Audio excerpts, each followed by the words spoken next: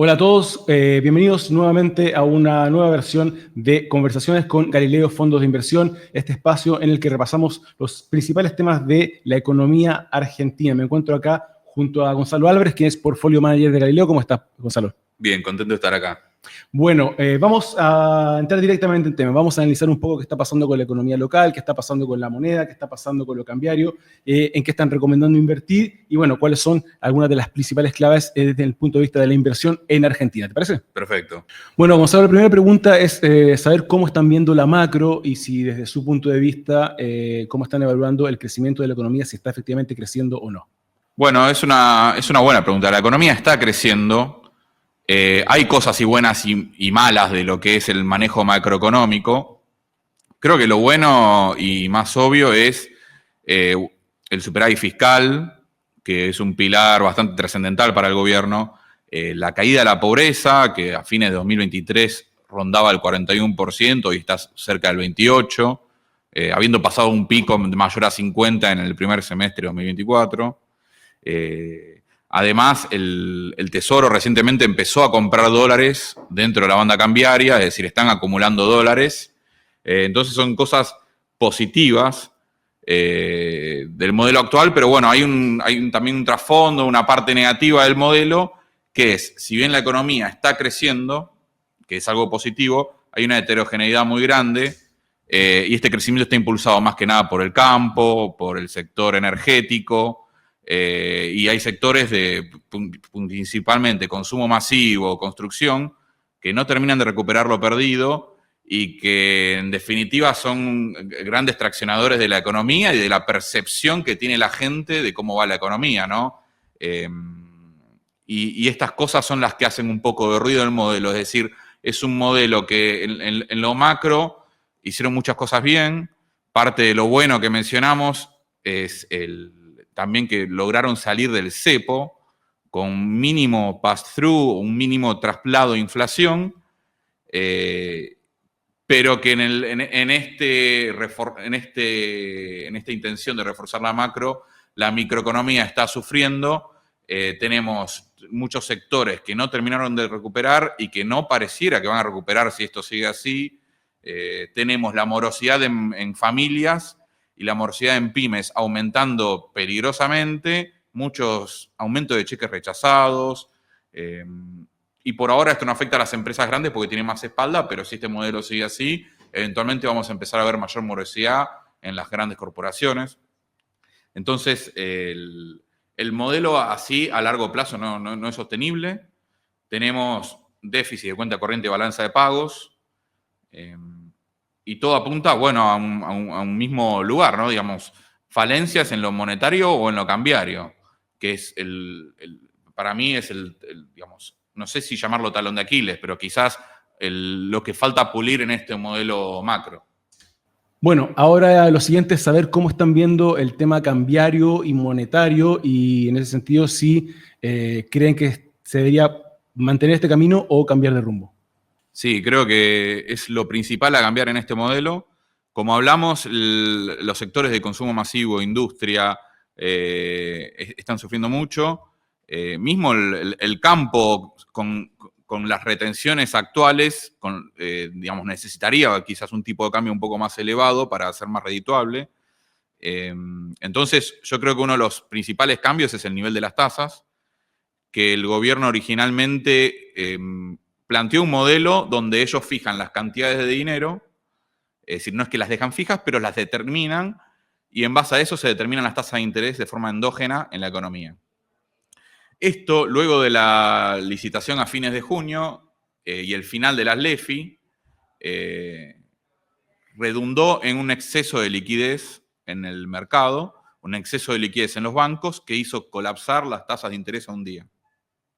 Vimos tasas de caución a un día a 15% nominal anual, cuando venían de ser 26, 29, digamos, colapsaron muy rápido. Esto viene en paralelo a un movimiento del dólar, del FX, que venía al alza ya de antes y con este exceso de liquidez, este movimiento se exacerbó. Entonces, al gobierno luego de eso salió a hacer dos cosas. Anunció una licitación fuera de calendario para que los bancos puedan colocar ese exceso de liquidez y absorber pesos de la economía. Esto obviamente con el objetivo de subir la tasa. Y además lo que hizo fue otorgar pases, es decir, absorber liquidez excedente de los bancos al 35-36% nominal anual, cuando las tasas de referencia estaban al 16%. Es decir, de un día para el otro las tasas subieron más de 10 puntos, cuando habían bajado 10 puntos también de forma abrupta. Entonces, esto muestra una desprolijidad y una improvisación en el manejo de la política monetaria. No es deseable para ningún actor de la economía esta volatilidad de tasas, especialmente porque no se ve un rumbo claro de lo que quieren. Entonces, para empezar, la economía lo que necesita es tasas más bajas. Es decir, esta nueva subida de tasa de interés nos parece que no es lo que necesitan los más productivos de la economía. Y además, esto lo hacen con el fin también de controlar al dólar, que en nuestra opinión, el dólar en estos valores es sano que haya subido hasta estos valores, y es más, podría seguir subiendo más y seguiría siendo sano para la macro. Porque la verdad es que hasta ahora, si en algo fue exitoso el gobierno, fue en desanclar un poco la inflación de la evolución del dólar, al menos por lo que se vio hasta ahora, no solo por la flexibilización del cepo en abril, sino por el movimiento del tipo de cambio en junio, y la inflación de junio salió al 1.6. Entonces, teniendo en cuenta este éxito, creo que es la oportunidad para dejar flotar un poco más al dólar. No hay problema si se acerca más a la banda cambiaria superior, ya que esto beneficiaría no solo al sector exportador, sino que también abarataría los costos en dólares de toda la economía en Argentina. Y si este pass-through de inflación es bajo, el costo social también es bajo. Y esto acompañado de una tasa de interés más baja que pueda estimular todo el entramado productivo del país. Entonces creo que los principales cambios tienen que ser menores tasas y permitir que el dólar suba un poco más y no estar quizás con la agenda electoralista de controlar al dólar con miedo a perder votos, ¿no? Con las consecuencias que pueda tener para la actividad de eso.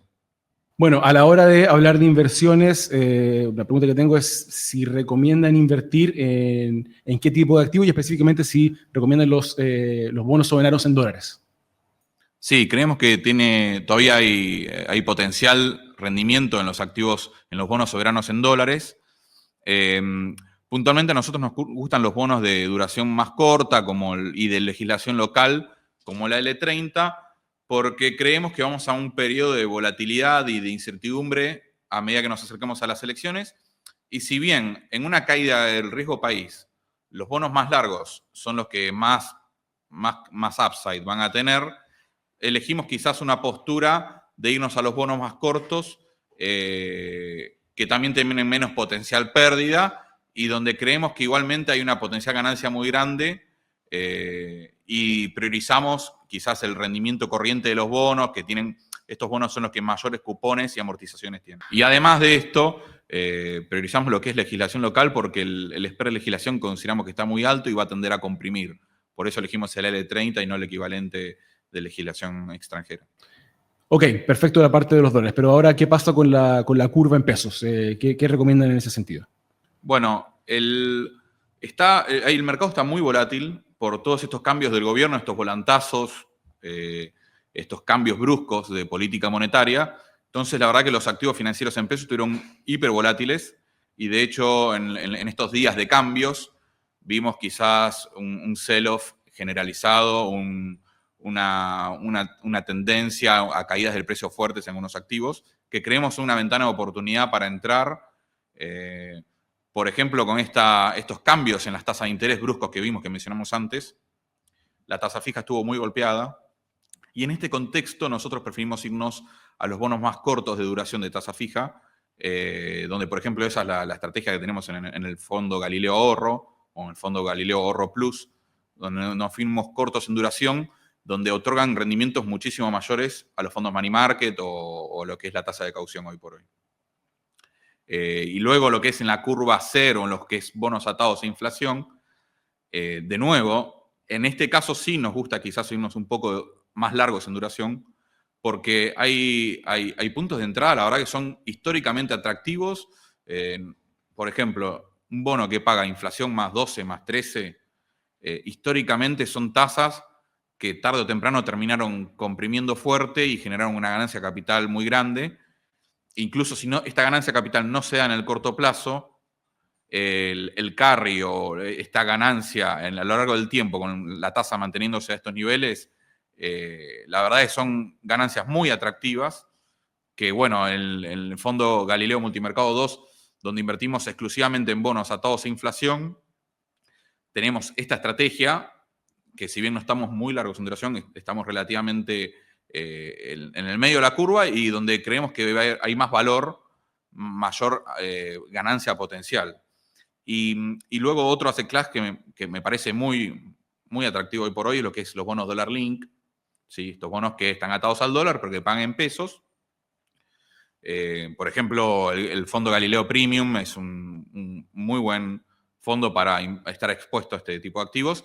Y en este tipo de bonos nos gustan los bonos Dollar Link más cortos, porque aquellos largos, los corporativos depende cuál, pero por ejemplo, no sé, el soberano TZB26, que vence el año que viene, tienen un dólar break-even o un dólar que empata a la tasa fija mayor a la banda superior de la banda cambiaria. Que la verdad es que creemos que para el año que viene las bandas cambiarias van a ser reformuladas o quizás ni siquiera existan. Entonces, tampoco es que esta conclusión sea, digamos, categórica para rechazar invertir en ese activo a ese plazo, pero creemos que ofrece más atractivo en este esquema de bandas cambiarias el bonos Dollar Link de corta duración, cosa que ganarle a la tasa fija ante movimientos de dólar que ya no necesitan que sean de mucha magnitud. Entonces, digamos, en conclusión, nos gusta, los bonos SER nos encantan en este contexto, especialmente si creemos que va a haber volatilidad en el tipo de cambio. Si bien, como dije antes, fue un éxito del gobierno que el traslado de inflación de la devaluación es muy poco, eso fue un éxito del programa de estabilización. Si bien ese es el caso, creemos que algo de traslado, algo de pass-through va a haber, y por lo tanto invertir en activos atados a inflación es atractivo. Luego la tasa fija corta ofrece rendimientos muy superiores a lo que es los fondos de mercado de dinero, y los activos Dollar Link, como el fondo Galileo Premium, la verdad que son muy atractivos en un momento en el que la estacionalidad del campo, la parte positiva ya pasó, donde la oferta de dólares en la economía se va a reducir drásticamente y por lo tanto vamos a seguir viviendo volatilidad del tipo de cambio. Bueno, Gonzalo, muchas gracias por la charla. La verdad fue muy esclarecedora y nos plantea un panorama súper interesante para lo que puede venir en el futuro. Te agradezco por haber venido y esperamos que nos encontremos en el próximo mes. Bueno, gracias a ustedes por invitarme. Muy contento de estar acá y cuando quieran vuelvan. Bueno, nos estaremos reencontrando en cualquier momento con una nueva conversación con Galileo Fondos de Inversión.